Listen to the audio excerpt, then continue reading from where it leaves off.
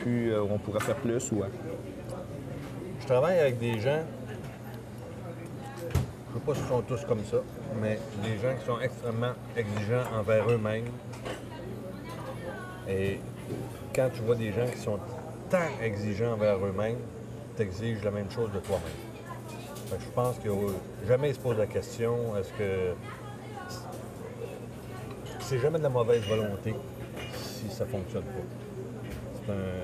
C'est une décision commune que cette ligne-là sera faite.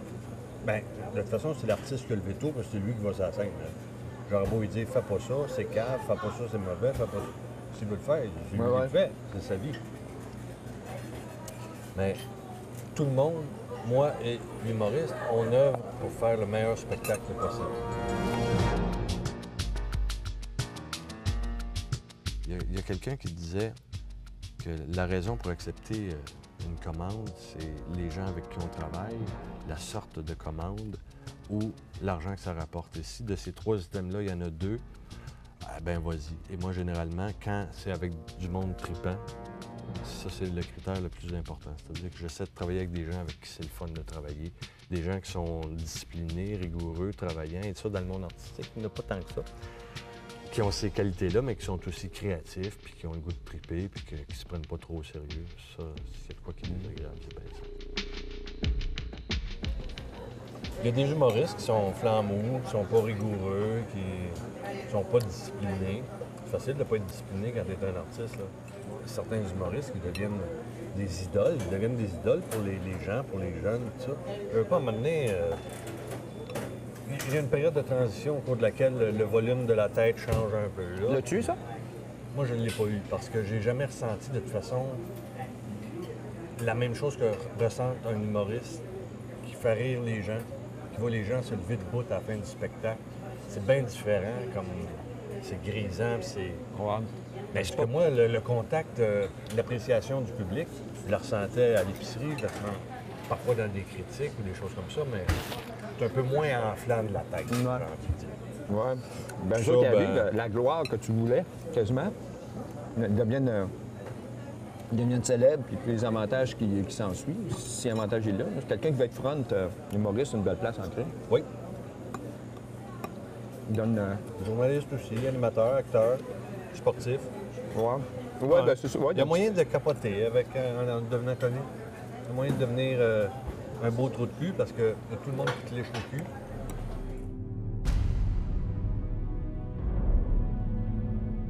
Ça va vraiment dans ma vie, là, devenir une personnalité publique.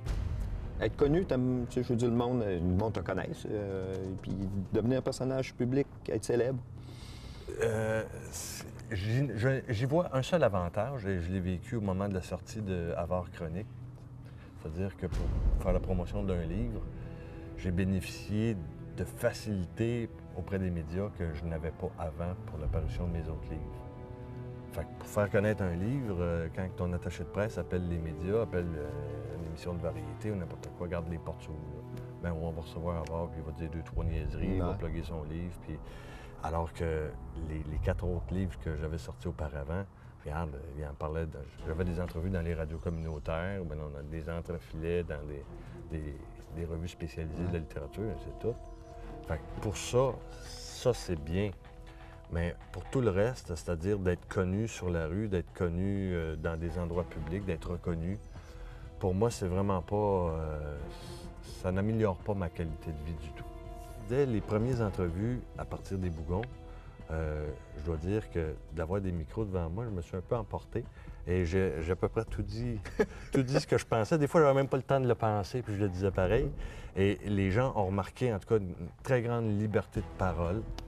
Fait que c'est sûr que désormais, quand les gens m'entendent parler, bien, ils se disent, ce gars-là, il dit ce qu'il pense. Regarde, il ne joue pas de game.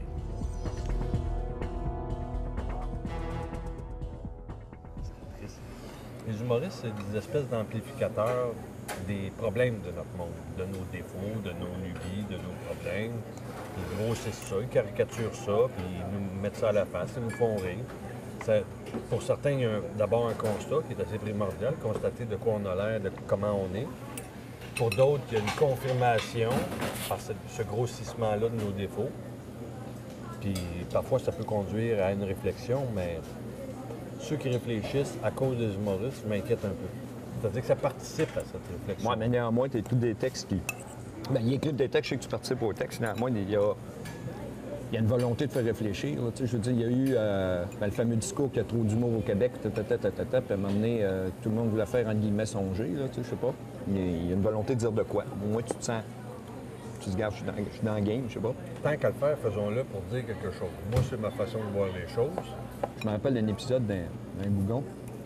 Justement, le début de la 3e saison, je pense, au junior passe en cours. Tu avais des extraits de Galliano en. C'est quoi, c'était le scandale des commandites, je pense. Puis là, les gars le formataient, puis disaient, regarde, là, c'est comme ça qu'on compte une menterie, puis. Je me suis dit, tabarouette, c'est fort. J'ai dit là. Tu penses pas que c'est pas ce que tout le monde se disait en voyant ce témoignage de Galliano? Je suis pas mal sûr que oui. J'en ai rien fait du tout.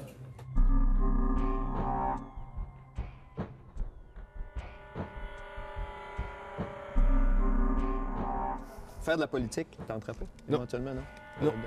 Non. Écrire un discours politique, as-tu fait ça?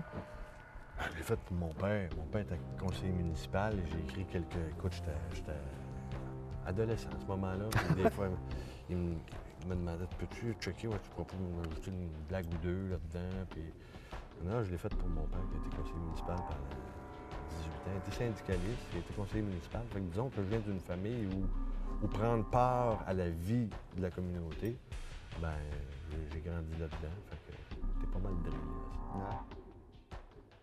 Ça a été une grande chance pour les Bougons de sortir en ondes au même moment que le scandale des commandites.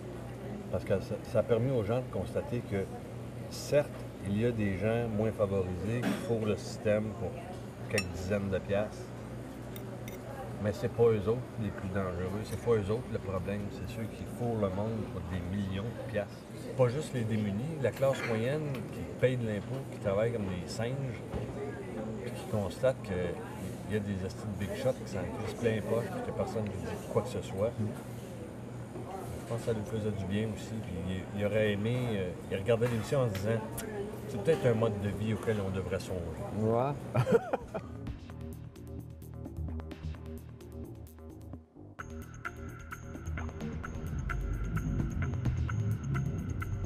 J'aimerais que tu m'expliques c'est quoi l'humour citoyen. Parce qu'en fait, tu t'es comme servi de l'humour pour dire ben ça peut être dénonciateur, ça peut être au service de la société ou rendre les choses meilleures ou moins pires, entre guillemets.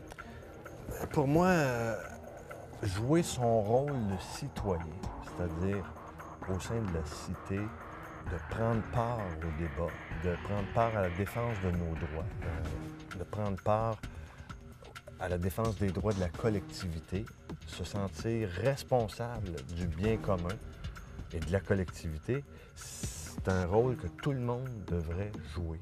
Et que malheureusement, aujourd'hui, il est joué par une minorité. Fait on en est venu à distinguer les gens qui pensent comme ça ou qui agissent comme ça en parlant d'une politique citoyenne ou de l'humour citoyen.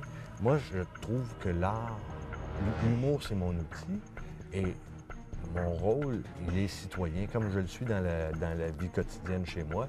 Bien, quand je pratique l'humour, quand je pratique la création, j'essaie que cet outil-là, en même temps qu'il divertisse, en même temps qu'il me permette de gagner ma vie, bien, que cet outil-là de l'humour réussisse à faire réfléchir, à initier des réflexions, à ajouter à une réflexion sur notre rôle à tous, sur notre société, sur notre monde, puis à faire prendre conscience d'affaires. Et ça n'a pas besoin d'être moralisateur. Les Bougons, ce n'était pas moralisateur. Et malgré cela, des fois, c'est en caricaturant les plus grands vices de notre monde qu'on parvient à faire rire et qu'on parvient à dire « Ah ouais, il y a ça qui marche pas ». Fait que pour moi, l'humour citoyen, c'est ça, c'est d'utiliser l'humour pour participer au débat de la collectivité, du monde qui, au sein de la cité, essaye de ne pas se laisser remplir, soit par les grandes corporations ou par les autorités. Parce que dès que tu laisses les autres décider pour toi, dès que tu t'abandonnes à d'autres, bien, c'est là que tu perds toute liberté. On est la première génération à vivre ça